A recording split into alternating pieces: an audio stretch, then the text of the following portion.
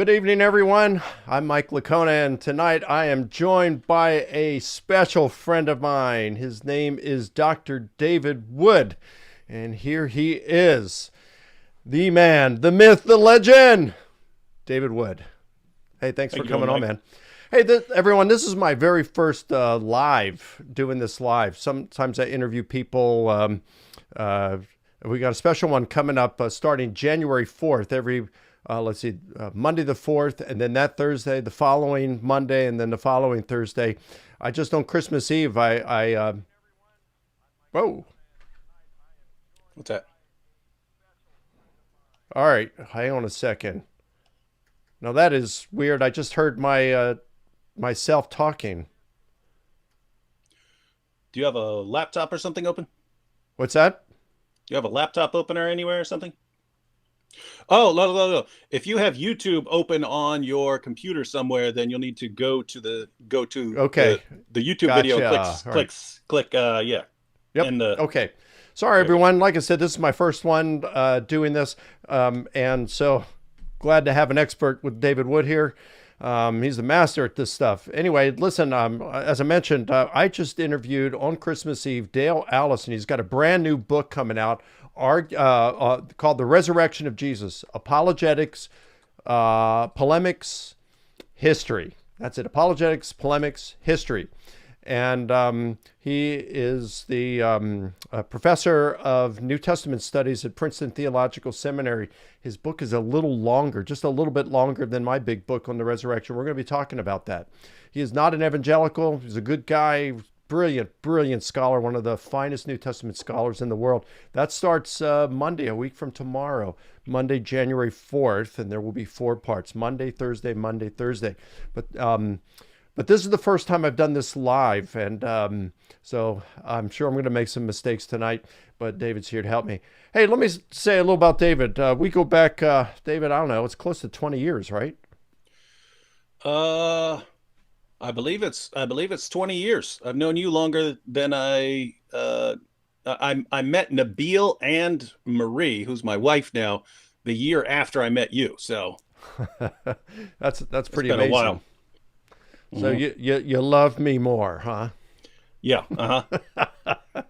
Hey, yeah, it was pretty cool. You know, there was Mark Rion, Pastor Mark Rion. I forgot the name of the church, but he had a church on the campus of Old Dominion University, and It was called Crossroads.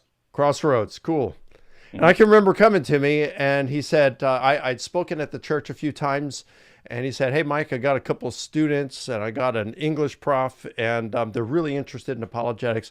Would you mind discipling them?" And I thought, well, I really haven't discipled someone before, but I guess I could help them along in apologetics. And he said, "Well, consider it. These are really sharp students." And I was inclined to say no, just because I was working on my a book at that time with Gary Habermas, the case for the resurrection of Jesus. Went back and talked to Gary, and he said, "Well, Mike, you probably should do it. You never know what it could come about." And some really cool stuff. I mean, we had this group called the Dream Team, and Amy Ponce, English prof. Boy, she was sharp. Hmm. She end up helping me with debate prep for a while, and then there was Bruce Frazier who joined us later. Do you keep up with Bruce? Yeah, he's a Kiwi now. Yeah, doing apologetics ministry over in New Zealand. Yeah. And of course, then there's David Wood in that group. And then later Hmm. on, his wife to be, Marie, he ends up leading her to Christ. And then he says, "Hey, could you mind if I bring my best friend, Nabil Qureshi? He's a Muslim." I said, "Well, that's going to change things, the dynamics of our group." But we all decided that we would do that. And David invited him, and he joined our group. And boy, things did change at that point. We had a really good time together. Hmm. But we all just we respected one another. Boy, we'd go after each other though. We'd do it in a, Hmm. in a kind way, a respectful way. But no one was safe. If you presented your views, you knew you were going to get challenged on them. But everybody understood that. We respected that. We enjoyed it, and we all developed just a real love for one another and friendships. I mean, David and Marie, Debbie and I consider them like family. I mean, this is a friendship we'll have for the rest of our lives. It's just we're pretty tight. Love these guys just like their family. And So David, what got you interested in Islam? Oh, you already mentioned in Nabil. Yeah. So I had read I believe just one book on Islam before before I met Nabil, and that was in prison. So I read Answering Islam by Norm Geisler and Abdul Salib, But by the and way, he says in prison, I know a lot of David's fans are watching this, but if you don't know who David Wood is, he's just amazing, and he's got an amazing testimony. And I have put a link to it in the description of this video. So what you will want to do is go there and watch it. It's already got 1.7 million views as of today. And what's amazing, as you're watching it, I mean, this thing is just brilliant. As you're watching it, understand that David did this in one take. So yeah, go it's ahead, cool. Dave. We got that first try too. First try, one take. We just That's we started recording it. unbelievable. Unbelievable. Yeah. So yeah. Anyway, back in prison, I read one book because I had some Muslim friends there, and so I studied a little bit, and that was really all I needed. But yeah, Nabil would give lots of arguments. In fact, he gave an entire presentation on scientific miracles of the Muslim sources at your house, and we all sat there and listened to his, I don't remember what it was, half-hour presentation on scientific miracles in the Islamic sources, and then we critiqued him and so on. But I was just in the habit of, if someone gave me an argument, I would want to look it up in the source and read it for myself to make sure that something wasn't being misrepresented. And so when Nabil would give me an argument, I would say, okay, where'd you get that from? Oh, you got that from Sahih Muslim? Well, okay, I'm going to buy Sahih Muslim now. So I would buy Sahih Muslim so I could look up what he's saying. But then I would go back to him and I would say, look what this says in Sahih. Look what this other thing it says in Sahih Muslim that you didn't tell me about. So I just started going through the Muslim sources. And when Nabil became a Christian several years later, I actually thought, cool, I'm done with Islam, because that was the main reason I was studying Islam. I was more interested in atheism. But along the way, I realized, hey, Muslims make pretty cool Christians. So maybe I'll work with this for a little while. Now I think you told me a couple months ago that, because I remember when Nabil was in our group and you're challenging him, and we're having these between meetings at my home. We would meet at my house the first and third Saturday of every month. We'd all get together. We'd chip in, I think it was $5 or $6, and we had a deal with the local pizza place down the street. They gave us specials, and so we'd buy pizzas. We'd get chips and salsa, wings, and man, it was it was great. But man, I forgot where I was going with this. Yeah, I'm sorry, forgot where I was going with this. You were So, saying you said I told you something a couple months ago. oh yeah. So, but between these meetings, we would David and I and Nabil, we would be emailing one another, this three-way Oh yeah. conversation, and David would just be sharing what he's learning and just tearing down at Islam, and it was kind of like a good cop, bad cop, and so he's Yeah, just really. because you're the nice guy, and Nabil would be whining to you that I'm being too much of a jerk. He You know, was. He we was. need. And I'd be I saying, well, still. David, you need to calm down, David. And I'd be providing this evidence for Jesus and Christianity. But man, you'd be going after Yeah, Islam. I've still got those emails. We need to do something with those one day. We do. Post We should do actually one of post these one some of day. those. That'd be funny. I would. So go ahead. I'm sorry. Oh, that was it. Yeah. Oh, wow. Super chat. Wow. Hey, thank you so much. Now, Did you not know Lisa, about super chats? I did, but that's a nice one. Thank you so much, Lisa. Very much appreciated. Now I haven't really done this before, so am I supposed to do anything else when the super chat comes up, David?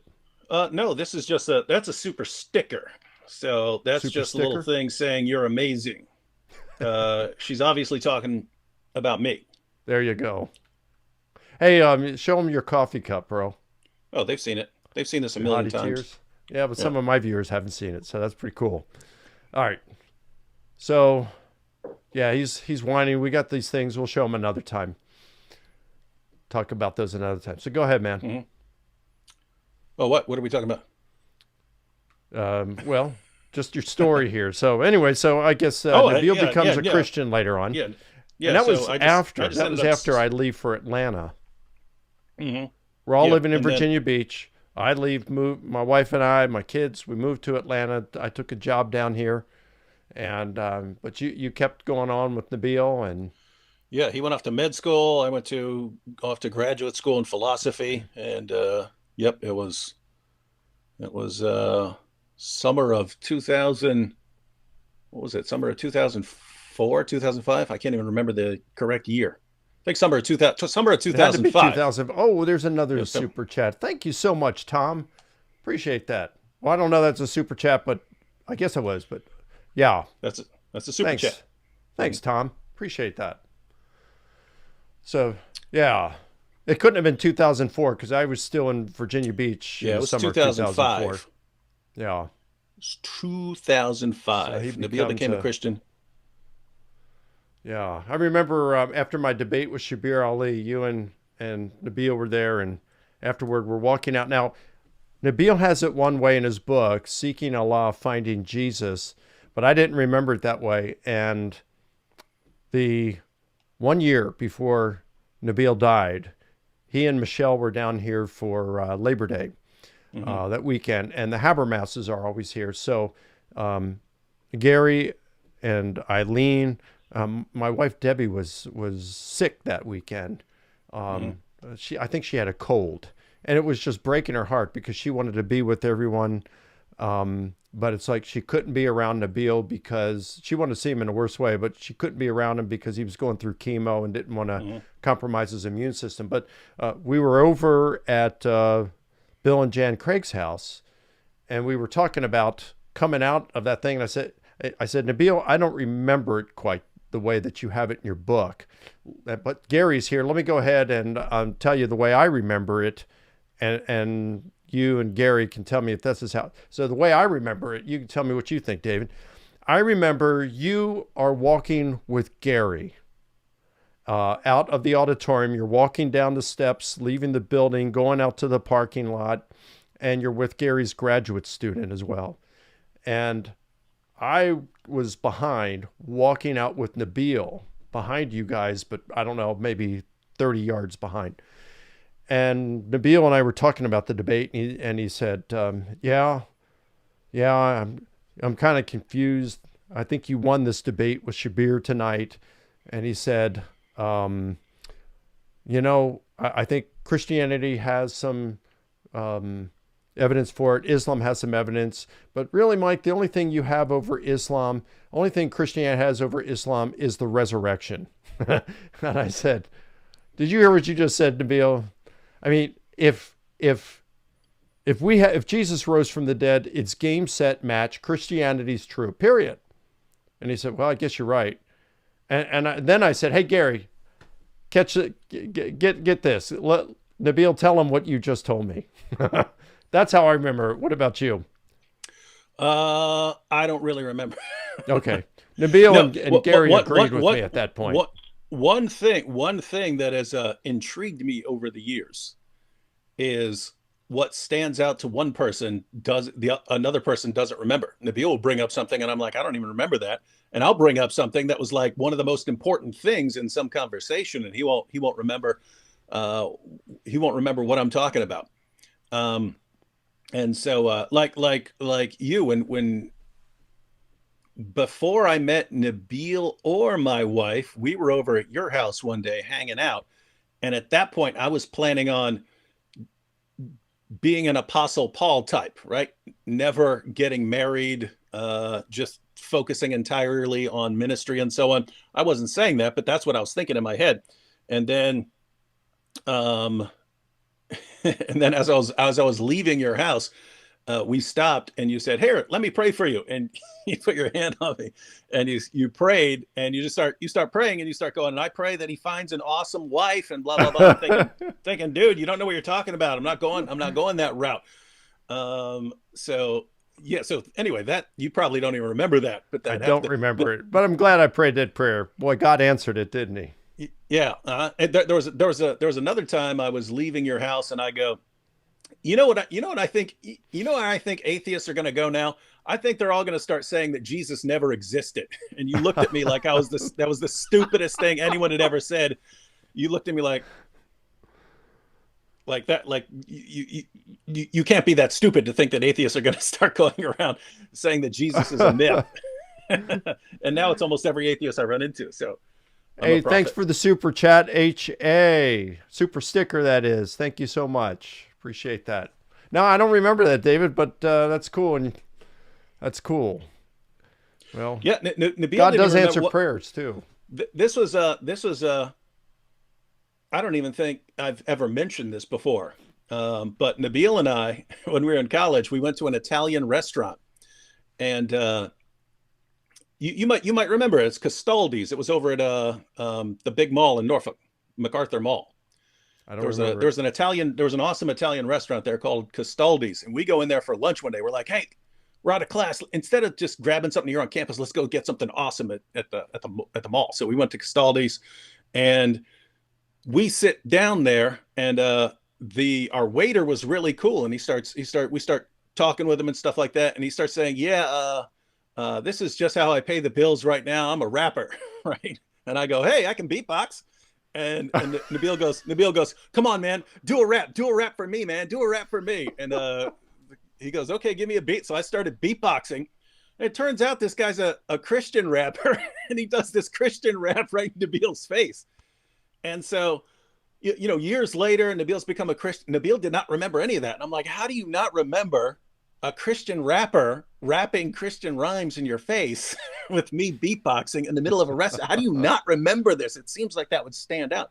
But nope. Yeah. Wow, that's pretty cool. And I've heard you do it, man. That's pretty impressive. Yeah. I got mad skills. Hey, so let's jump into our topic here. Mm-hmm. Talk about Islam now. Man, you've just developed an amazing channel. I mean, here we are. I'm looking at about a million views of the videos on my YouTube channel a year. We're looking to do that now for the second year in a row. It looks like it's going to happen. I'm talking to you the other day, and it's like you're saying, yeah, yeah, yeah. I said, what? But David, you do that about every 2 weeks now, don't you? And you said, what are you talking about? I'm doing that every week. It's like he's getting about a million views every week on his YouTube channel. That's just amazing. All the people that you're reaching. You're getting death threats on a regular basis. You probably don't even look at them anymore. There's so many of them. No, only, only if it's relevant someday. Like I'm just bored and I want to make fun of some jihadis or something. Then I'll take some screenshots of their threats and make a video out of it or something. Folks, David here is amazing. I remember him saying once that some guy threatened him. He says, I'm going to kill you. And he said, I'll tell you what, I'm going to be at this, First Baptist Church in Orlando next Saturday, and I got a break around noon. I'll tell you what, I'll go out in the parking lot. You can meet me and kill me there. And if you don't show up, I'm going to tell everybody you're a coward and won't stand up for your prophet Muhammad, your false prophet. Yeah, that's happened. No, those that's happened several times. So, and I would start off when I would, if a jihadi said he wanted to kill me or something like that, I'd say, okay, here's my speaking schedule. And then I would start off when I was speaking that day, I would go, all right, before we get started, is Ibrahim here? Ibrahim, are you here? No, Ibrahim? Here's his message that he sent me. And I put it up on the screen. It said he's going to come kill me. Yeah, and then a couple places people said they're actually going to meet me down in New York City. Like they challenged me, you show up at this corner or something like that, then I'll kill you and stuff. And And you've they been never there did. with video cameras, right? Yeah, one time I had Marie recording. I told her stay away from me, like stay away. Just if someone runs up and shoots me or puts a knife in my back or something, make sure you get some awesome footage. So yeah. So Islam, man. Mm-hmm. Um, it was either 2005, I think it was 2006, and I was asked to debate Aliyati out in at UC Davis, Mm-hmm. University of California, Davis. It was pretty cool. It was a fun debate. It was packed. Um, and I noticed a lot of, well, a number of, striking number of Anglo women Hmm. who had converted to Islam. Hmm. And I was just surprised because this is just a few years after 9/11, and here Hmm. you've got a number of American women who have Yeah. converted to Islam. And that just seemed so weird to me. Hmm. I don't see that so much anymore, but did you notice something like that? Do you have any Oh yeah. No, explanation for that? yeah, it's pretty straightforward. There were spikes in conversions to Islam after all of those early major terrorist attacks, the 9/11 attacks, the 7/7 attacks in the UK, and so on. There were spikes in conversions after those, and part of it, I think, was just after every single terrorist attack, all the media, all the journalists, politicians, they would all invite Muslim speakers on to tell people what Islam is really about, right? And so you had all these Muslim speakers broadcast nonstop, proselytizing on on CNN and MSNBC and NBC, and they're just flat out, Islam means peace, and the Prophet Muhammad, he's so beloved, and he was Well, even so such a President man of peace. George Bush was doing that, right? Mhm. Yeah, so yeah, everyone was doing that, and so people were doing that, and so it was just this amazing situation where the more violent Islam showed itself to be, the more airtime it got, and the more people converted to it because everyone says to show how tolerant they are, we have to nonstop have Muslims on our stations telling people all about Islam. And suddenly, every politician, every journalist is an expert on Islam, and they're saying, "Oh, Islam means peace, and blah blah blah blah blah." And the Quran says, "If anyone killed a man, it's as if he killed all mankind," and things like that. And so that's one factor. The other factor, with lots of women converting, this is just observation over time. There's usually a guy involved, just so you know. I know And I heard and that too. I'm not knocking that. I mean, I'm not knocking. They're, You know, in other words, they were dating a Muslim guy, right? yeah, they became interested in a Muslim man and then converted to Islam. Yeah, they converted to Islam. Now again, I'm not knocking in principle becoming interested in something because someone you like or are attracted to teaches something. People can become interested in things for all kinds of reasons. But if your hormones kind of overwhelm your intellect, right? And so it's just you end up believing some really really weird stuff without investigating it carefully because you're attracted to someone, then yeah, then there's a problem. But yeah, I'd say at least 9 times out of 10, um, Western woman converts to Islam. There's usually a guy involved. Now, I hear it sometimes said that Islam is the fastest growing religion in the world. What do you think of Mhm. that? I'm not so sure anymore. So that claim came out of a Pew Research study several years ago. And what's interesting is Muslims tend to massively misrepresent what's claimed in that article, in that study, because Pew announced Islam is the fastest growing religion, and Muslims then run out and they use it as an argument for Islam. Islam is the world's fastest growing religion. It's because so many people are converting to Islam. Why would so many people be converting to something if it's not true? And so that's how Muslims used that when and notice even if that were correct, that's a silly argument to use. Just because something is growing rapidly doesn't mean Sure, that it it's doesn't mean true. it's I mean, right. communism spread much faster than Islam has ever spread in its entire history. That has nothing to do with communism being true. Um, but Hey, what's thanks interesting for the is super chat or sticker there. I can't pronounce that name. I'm sorry, but I do want to thank you for it. Go for it. that's Hexitas. Um, yeah, so it would be a strange argument. But what's interesting is the same Pew Research study that said Islam is the world's fastest growing religion said why it's the fastest growing religion. And it's because of high birth rates in Muslim countries. And if you look into why the birth rates are so high, it's because of Islam's treatment of women, the impact that Islam has on women and girls and the age of marriage and polygamy and things like that. Whereas, a woman in the West might, in America, might have her first child at 25 or something like that. It's after she's finished school and then she started a career, or she's gone to college, and then she settles down and eventually decides to have a child at 25, and then she has her two kids, and then that's it. In some place like Afghanistan or Pakistan or something like that, girl gets married off in Yemen. They marry off girls at like 9 and 10 there. So in some of these places, Wow. by the time a girl is 25, she's on kid number 5 or 6. And so, and a man can have multiple wives and so on. And so the impact is that Muslims just have higher birth rates than anyone else. Okay. It was, the area was irrelevant. In other words, if you go to Europe, Muslims had the highest birth rates in Europe. If you go to the Middle East, Muslims had the highest birth rates in the Middle East. If you go to Africa, Muslims had the highest birth rates in Africa. They always end up with the highest birth rates because of Islam's impact on women. It basically turns them into baby making machines. And so, if you actually lay out the argument, that's why Islam was the fastest growing religion globally, high birth rates. As far as why Islam was growing rapidly in the West, it was primarily due to immigration, Muslims leaving Muslim countries and coming to the West because they want to get out of the Muslim countries, right? They want to come to the UK or France or Canada or the United States, and they want to get out of their own countries because they're not exactly the most fun place to live in sometimes. And so when a Muslim would bring up, Islam's the world's fastest growing religion, it must be true. I say, whoa, let's break down here why Islam is growing so rapidly. One, I break down the impact of women, the impact Islam has on women.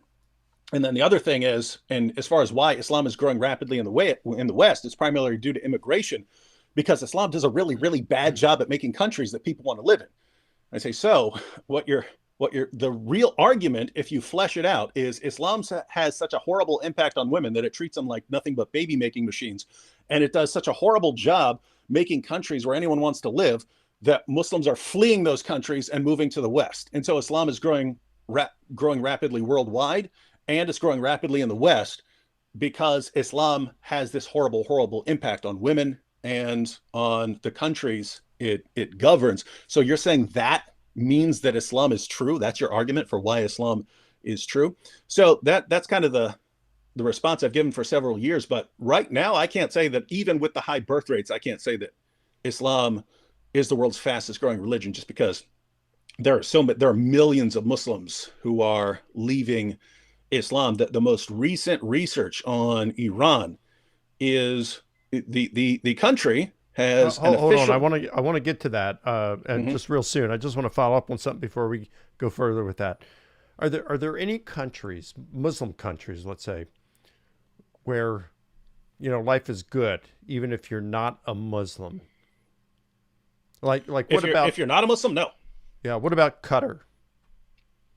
Um, no, I mean, it in maybe a place like Dubai or something like that, the UAE. Yeah, some of those places that are very wealthy. Some of them are so secularized. Like, I just got a message from someone in Dubai, and he says everything is decked out for Christmas. Oh, Christmas trees everywhere. Santa wow. Claus, all that stuff. Everywhere you'd go shopping and stuff. So some of those places have become massively secularized. But as far as places where they take Islam pretty seriously, no, you wouldn't want to live there. Hey, thanks, Chris Claus, for the super chat. Appreciate that. Um, yeah. Indonesia, I've been there twice, and the Mm-hmm. Christians there have told me that they are, lightly persecuted there. Some Mm-hmm. places there's some heavy persecution, but for the most part, you can be a Christian there. You got to be careful. You Mm-hmm. can't criticize Islam publicly, or Yeah. else you could get in some trouble for doing so. Yeah, and it's going to come down to the area. Like, there are places in Pakistan where you'd be okay. People aren't going to mess with you. There are other places in Pakistan where uh, if a Muslim wants your daughter, he's going to come up, take your daughter, and kidnap her, forcibly convert her, and make her his wife. And then you go to court, and the courts will rule in his favor because he's a Muslim. And so it comes down to area. Indonesia's a big place, so yeah. What about UAE, United Arab Emirates? What about that? That's one of the places that is it's not completely secular, but it's pretty darn secular. Okay, so if the Muslim country is somewhat secular, it's going to allow some freedom. The more secular it is, the more freedom you're going to have to do what you want there in terms of your worldview. But if it's in control of Muslims, the idea is some of the places, their main focus is money and international business dealings and having business, people come and deposit their money there and so on and make business transactions. And if jihadis go and kill some Christians, that's just really bad for business. And so they're pretty strict about not letting people cross any lines in those places. And to be clear here, just because it's secular doesn't mean it's good. I mean, then you've got something totally secular like China, where being a Christian is difficult. North Korea, which is atheistic, man, to be a Christian there is extremely difficult. So a lot of your communist countries, which are complete atheism, you're not going to have freedom there to be a Muslim or a Christian or anything else other than an atheist. So, okay. You said a lot of Muslims are leaving Islam. This is leading to like a collapse of Islam today. And what's going on? You started to mention Iran. Stuff going on there. So Iran officially has a Muslim population of like 99.5%. And that's because apostasy. Thanks, Frequency. Appreciate it. You don't have to announce every single one. All right. Just so thanks. Like I said, this is my first time. But hey, if I don't mention you, thank you so much. Yeah, they kind of stay at the top. What you do is you kind of mention them in like clusters. You know what I mean? How do they stay at the top? I don't see them going to the top. Oh yeah, you're not looking at the YouTube thing there. Yeah, they stay up on top of the YouTube page for a while. I don't know. You do you. So Iran has a population officially of 99.5% Muslims. And that's because apostasy is punishable by death. And so obviously if they're doing a census and they ask you, are you still a Muslim? Of course you're still a Muslim. But they've done digital surveys where your life isn't in jeopardy and so on. And basically around 40% of the population of Iran is identifies as Muslim anymore. So 40%. That means that Iran actually has a non-Muslim majority in the country. You've got atheists, you've got agnostics, you've got Zoroastrians, you've got Christians, and they just aren't free to talk about it because you have the mullahs running the country and they'll execute you. But that sort of thing is happening over and over and over again, even before the rise of ISIS. I read an article about the younger generation in Iraq, and they totally despised Islam. And again, this is before ISIS. It was saying the younger generation just looks at Islam as what's causing their problems and what's causing problems in the world. And then, of course, you had the rise of ISIS, and so now it's even more so. And so what you have is in lots of Muslim countries, and I hear from people, I get comments all the time, every day, messages and YouTube comments and so on, and they're saying, David, me and all my friends are not Muslims. We don't believe in Islam, but none of us can say anything. And people say, hey, my entire family's no longer Muslim, but we have to keep up appearances and stuff like that. So you have these massive numbers in the million. And this is, by the way, this is not just according to me or according to some messages I'm getting. I posted a video recently with a Muslim scholar saying that 24% of young Muslims are leaving Islam. So 24%, you're talking a quarter of the young generation of Muslims are leaving Islam. And so a quarter of young Muslims are leaving Islam. I saw another Muslim scholar who said that somewhere around 5% of the population, even in conservative Muslim countries, are actually closet atheists who can't speak out. And so Islam just seems to be dissolving from within. And anyway, that's why I said I can't say that Islam's the fastest growing religion, because when we talked about Islam growing through birth rates, lots of Muslims heard Islam's the fastest growing religion. Oh, so many people are converting to it. When even back then, the number, so this is several years ago when the study came out, even back then in places like the United States, the number of people who were converting to Islam, because some people do convert to Islam, the number of people converting to Islam was offset by the number of people who were leaving Islam. So Islam wasn't gaining any ground at all. It's like the leaky bucket. Yeah, Islam wasn't gaining any ground through conversions. It was gaining ground through birth rates and through immigration. But now that so many Muslims are leaving Islam in Muslim countries, I don't know. I mean, you can have high birth rates, but if your kid, if 24% of your kids are leaving Islam, and that's accelerating because it wasn't like that 5 years ago. It wasn't like that 10 years ago. This is rapidly accelerating. I'm not sure how fast you guys are growing anymore. You might be shrinking, even with the birth rates. So if some of these countries had some free elections, they may not be Muslim countries for much longer, huh? No, there have been Muslim scholars who say without the apostasy laws, Islam would have collapsed. Islam would have already collapsed. Wow. And I mean, hey, you got over 600 people watching you live. Man, that's pretty cool.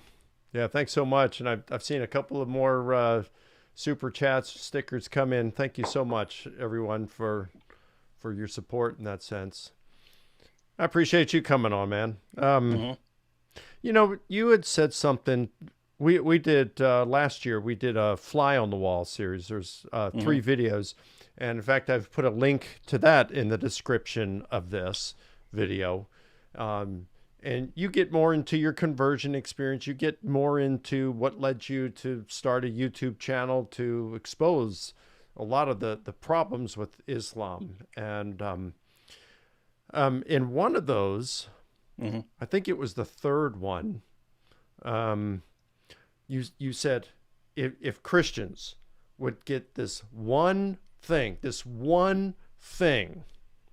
it could make a huge difference in talking to Muslims. Oh, I believe it would be ball game. Yeah. What was that? It'd be game over. That was I've got tons of videos on this on my channel, and it's something where when a Christian says it, the Muslim will generally dismiss it because he's so entrenched in his view that the Quran affirms the corruption of our scriptures. And then if he goes to his Muslim apologist will basically just, assuming they've actually read the Quran, they have to just lie to him. Basically, here's the thing.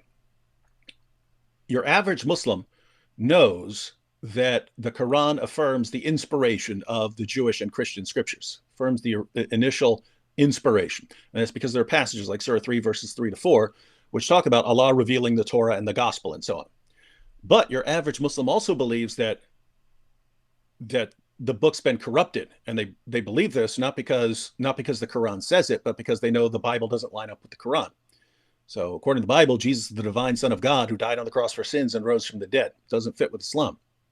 So they conclude, and they're taught this by their leaders, that the Quran's position is that Allah revealed scriptures to the Jews and Christians, and then the Jews and Christians corrupted their scriptures. That's not what the Quran says. The Quran doesn't come close to saying that. The Quran affirms not only the initial inspiration, but also the preservation and the authority of the present authority of the Torah and the gospel. Muhammad in the Hadith affirmed that Jews and Christians still have the inspired, preserved, authoritative word of God. So that's the position of the Quran. That's the position of Muhammad. But if you flesh this out, what you end up with is Islam just self-destructs. It just completely self-destructs because of this. It's affirming scriptures that contradict it. So, um, because there are two possibilities. Either we have the inspired, preserved, authoritative word of God, or we don't. We've got a corrupted book or something else, right? If we have the inspired, preserved, authoritative word of God, Islam is false because Islam contradicts our book on basic doctrines. But if we don't have the inspired, preserved, authoritative word of God, Islam is still false because Islam affirms that we have the inspired, preserved, authoritative word of God. So if the Bible's the word of God, Islam is false. If the Bible's not the word of God, Islam is false. Either way, Islam is false. Now, again, if they go to their apologists, their apologists will say, "Oh yes, well, Surah 2 verse 79 says that the Bible's been corrupted, and Surah 3 verse 78 says that the Bible's been corrupted." And if you actually read these passages in context and you look at the historical background, they're saying the exact opposite. None of these passages make sense if the Bible's been corrupted, and so it's just massive misrepresentation. And they have to do this. Their apologists have to do this because if they're honest and they say, nope, yep, the Quran affirms the Bible, then Islam just self-destructs. And so it takes a while to get that to sink in with a Muslim. And so that's why I say if Christians actually learned it so that every Christian is constantly bringing this up with Muslims, then that's ballgame because Islam just self-destructs. Let me ask you something. Mm-hmm. And hey, again, thank you for those of you who sent it in super chats and stickers. All right, so when I'm out there, I'll say, okay, Jesus rose from the dead. Christianity's true, and it was true before any of the New Testament was written. So even if the Gospels do have some errors in it, even if they did contradict one another, it wouldn't be a negator for Christianity because Christianity was true before the Gospels were even written, if Jesus rose from the dead. Yeah. So Christianity does not stand or fall on the inerrancy of Scripture. What if a Muslim were to say, well, that part of the Quran is mistaken?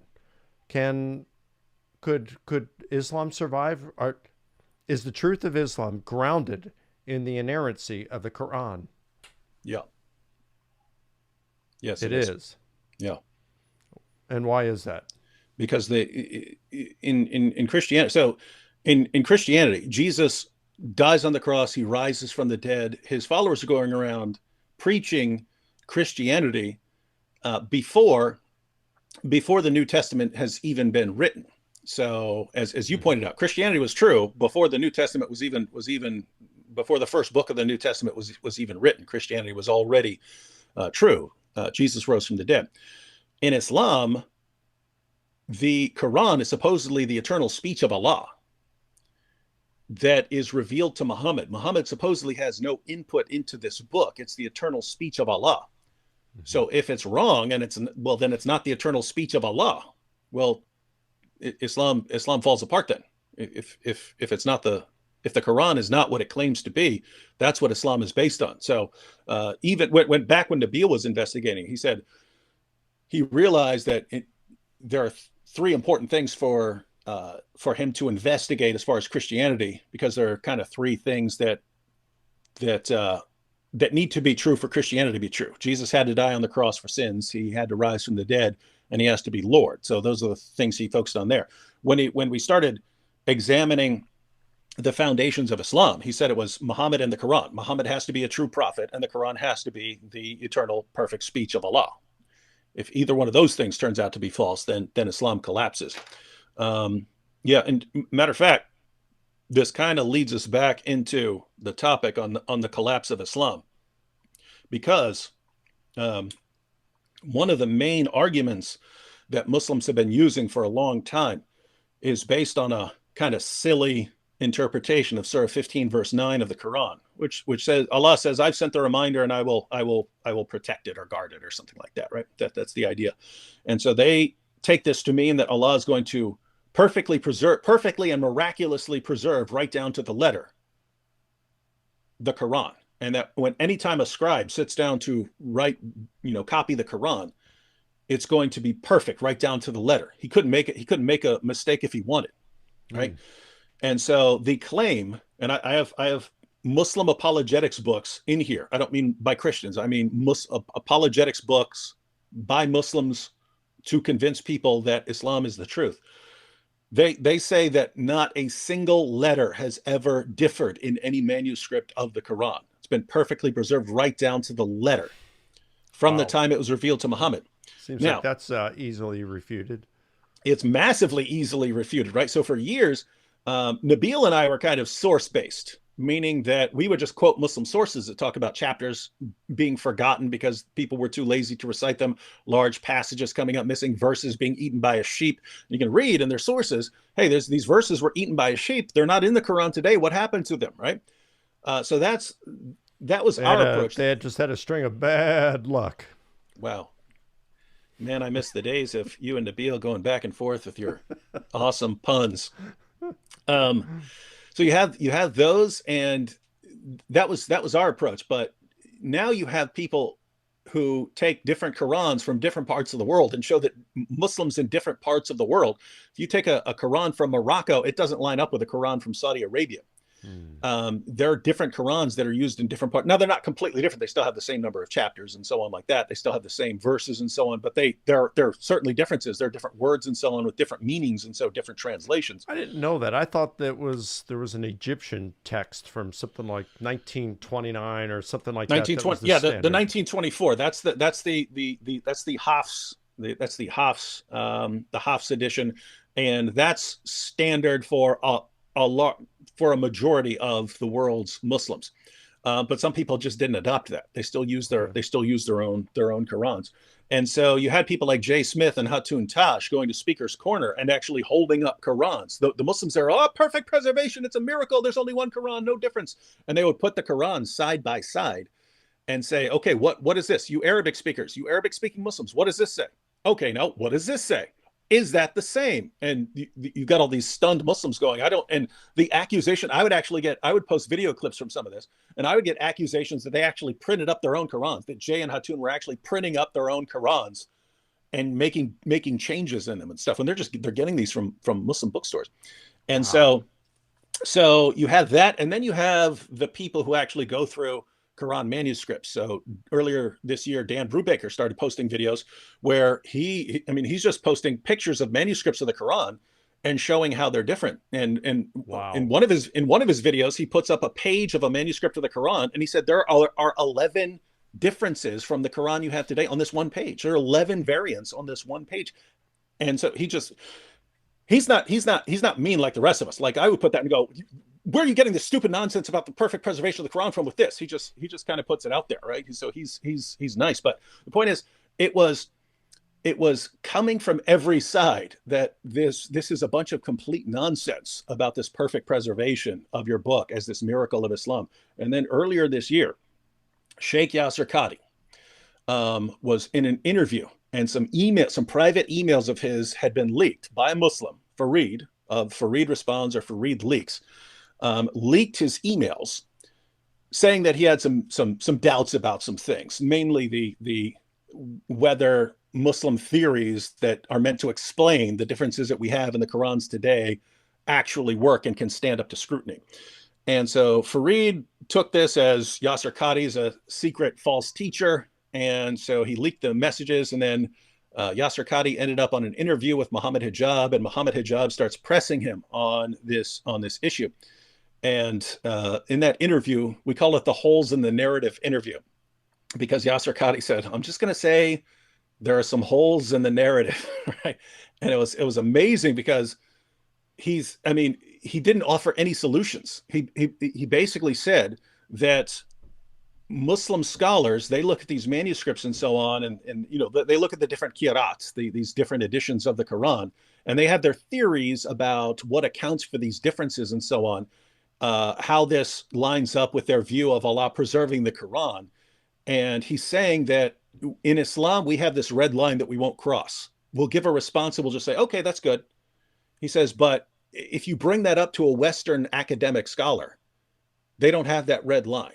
And we give them our theory, and they immediately refute it. And he says, and they're right because they're quoting your own sources. So he's basically saying our theories, our Muslim theories about how to reconcile all this with our belief that Allah is protecting the Quran, they don't work. And as soon as we submit them to scrutiny of non-Muslim scholars, they just rip our theories apart. So he said this in an interview. Muslims started freaking out and complaining, saying they were losing their faith in the Quran. What's going on here? So Hijab cut that part out of the interview on his video, and then Mm. But Yasser Qadi posted the entire video, so you can still see it on Yasser Qadi's channel. Then Yasser Qadi, he started getting so many comments from Muslims saying that they were now doubting the Quran that he had to shut down the comment section. Then Hijab deleted the entire interview. Then Yasser Qadi deleted the entire interview, and that was the beginning of the most epic meltdown I've ever seen of any ideology. I've never seen anything like this. I've never seen any position implode, because it was almost like some of these guys, they started losing their minds, right? Like once, because all the Christian apologists who we started going, we told you so. We told you, we told you, we told you that your arguments don't work. And so we started using clips of this interview, because we downloaded it immediately right after that, so that once they deleted it, then we still had it.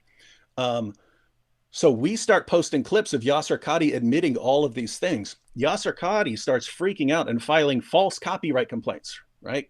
We're allowed to quote people, right? He knows that. He's a scholar. He knows that. But he starts filing false copyright complaints. He'll lose the copyright complaints, right? He'll lose them, but your video's taken down for a couple of weeks while they sort things out. But he's filing, but then he just keeps filing them. He keeps filing false copyright complaints against people. And I mean, keep in mind, this would be like William Lane Craig having YouTube take down a bunch of atheist videos that are responding to him and showing clips of his debate or something like that. This would be like William Lane Craig. Is this guy as big in that world as Bill Craig is in the Christian? Really? Yeah. Yeah. So this would be like William Lane Craig freaking out and again, posting false copyright complaints that he knows are false. He knows are false because he keeps losing them, but he keeps filing the same one against different people and so on. Then he started doxing people. You know what doxing is? I don't. Doxing is when you give out people's personal information online to put their lives in danger, right?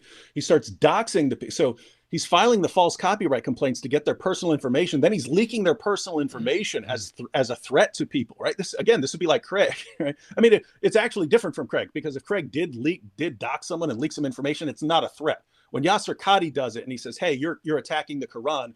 Here's this person's real name," that's a threat. That's hey, I'm trying to actually get you killed here.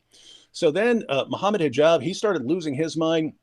We'd go live and he would actually come in the chat and start telling us to do perverted sexual things to each other, telling us to give each other golden showers and stuff. That's like, people had to look up some of the stuff he was saying because they had no idea what it is. But it was like the golden showers, like where some people like being urinated on and stuff like that. So he starts posting. You're looking at me like, what? It's like, yeah, this is a mainstream, very popular Muslim apologist.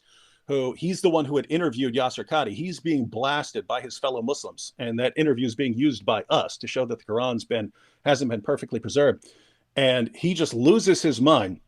He starts posting all this perverted sexual stuff, telling people to do this perverted stuff to each other. Then he starts posting all these comments saying how the wives of some Christians and atheists actually want the Muslims to be conquered, to be raped by them because they want a real man and stuff. He's posting this stuff on Twitter.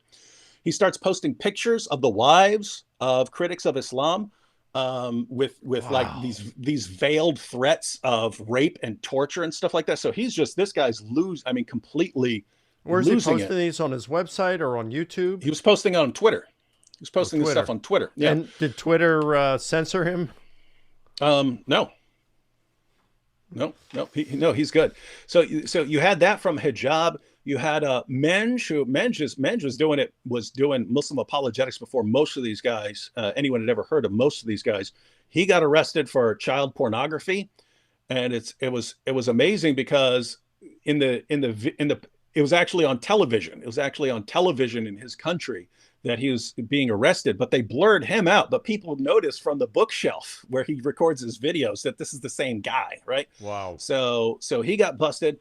Ali Dawah started posting prayers for Muslims to join with him in prayer for Allah to kill us by giving us diseases and things like that. He started sending threats, posting on YouTube, death threats against ex-Muslims, saying, once we rise to power, you're going to be killed by the emir. The Islamic State is going to kill you, and we'll be watching. and YouTube's totally fine with that. Meanwhile, if I say anything that hurts anyone's feelings, YouTube might ban me for hate speech. And so these are the things that have been going. Other Muslims started doxing people. Ijaz Ahmed, that was one of Shabir Ali's disciples, and worked for Shabir's ministry up there. He started just hurling racial. I can't even say them because you don't want to. But he'd be in an online conversation with somebody, starts hurling these racial slurs at people, doxing them, doxing their families, telling people where their families live. This is one of Shabir's disciples doing this. Yeah. Shabir had to put out a statement saying, "Hey, he no longer works for me."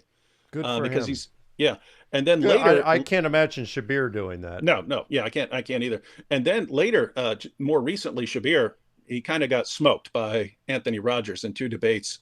And then Ijaz posted on Twitter, "Has Shabir won any debate in the past 5 years? I can't think of any." So, and then he threw Shabir under the bus.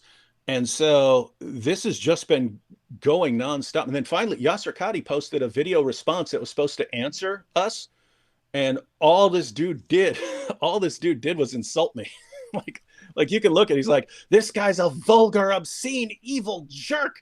And he just goes on this long tirade of insults and says, I don't even need to answer anything he said. His own manners refute him. And it was so incredibly pathetic that he acted like he was answering me when all he did was he never answered one thing I've ever said in my entire life. And so this has just been everyone. I know, because I'm telling you, you haven't been following what's been going on, but I have never seen. I mean, if you can imagine, this would be like, William Lane Craig and James White and you and Gary Habermas, a bunch of Christian apologists, all just freaking out, losing their minds, doxing people, talking about perverted sexual stuff, hurling insults at people. It was just all at once. And wow. It seems like they're catching on to the fact that people are leaving Islam in droves, and they realize that the arguments that they've been using, like the perfect preservation of the Quran and all this stuff, people aren't buying it anymore. It's being exposed. And it's like, wait a minute, that's all we had to go on. All we had that we could rely on were threats and intimidation, threatening people into being, not apostatizing, threatening people, keeping people in like that, and then making stuff up in support of Islam. And now it's not working anymore. And we don't know what else to do. We don't know what else to do. And they're losing, the apologists are losing their minds, man. That's amazing. I was not aware of all that going on. I live in a little different world of New Testament studies. That's where my focus is. But wow, that's amazing. And so, I mean, if that's what's been going on just this year, and you're talking just in the last 6 months, my goodness, what is 2021 going to be like? Wow. Mm-hmm. David, thanks for coming on, man. Yeah, you said you wanted to keep this for about an hour. So let me just, before you give a closing comment here, let me just say, for those of you of my typical viewers who are not familiar with David, this guy's huge.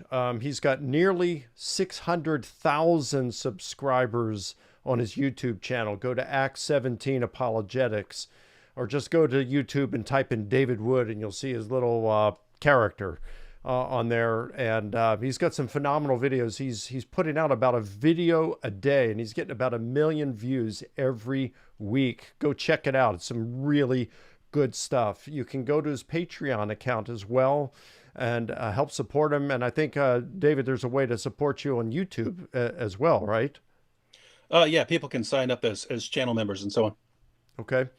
And for those of you who may be visiting and listening tonight from David, you're familiar with David. Let me just tell you a little about our channel here. And if you're interested, if it sounded interesting to you, subscribe to our channel and click that bell button. We're trying to make our videos more here. Some of them are fun, like we have a Fly on the Wall series where I had a lot of folks over time saying, hey, when you sit down, you get together with David or Bill Craig, Gary Habermas, Craig Keener, people like that, would love to be a fly on the wall and hear you guys discussing. Well, that's what the Fly on the Wall series is. These are kind of, most of them are 15 minutes to 25 minutes, and just sitting there and talking to, hearing us chat about some theological, philosophical matters. We've got some serious educational videos. We did earlier this year. We did a five-part series on the formation of the biblical canon. Learn how the books of the Old Testament were chosen, the books of the New Testament, whether the canon's closed, why the Apocrypha is not in the Protestant Bible, or why it is in the Catholic and Orthodox Bible, and what are the differences between the Bibles. We've got Dan Wallace on the Greek manuscripts. We've got him on various English translations. We have one of my former students, Joshua Pelletier. He did his master's thesis. I supervised it on some prolegomena related to the Gospel of Mark. Who wrote Mark? When was it written? Is it relying on Petrine tradition and so forth? We've got a bunch of these out. Just did a 4-part series with Dale Allison on his new forthcoming book on resurrection. We've got a Fly on the Wall series with J. Warner Wallace and another one with Frank Turek coming up early next year. So join us, subscribe if any of that sounds of interest to you, and we've got plenty more that's coming. Really appreciate you joining us tonight, and thank you so much for those who gave the super chats and stickers. And David, any closing comments? No, just really, really excited. 2021 is going to be awesome. Corona or no Corona, 2021 is going to be awesome. Mark my words. Looking forward to it. Looking forward to continue following you too, brother. So Merry Christmas, Happy New Year to you. Merry Christmas to all of our visitors, those of you viewing tonight, and Happy New Year to you. God bless you. Good night, everyone.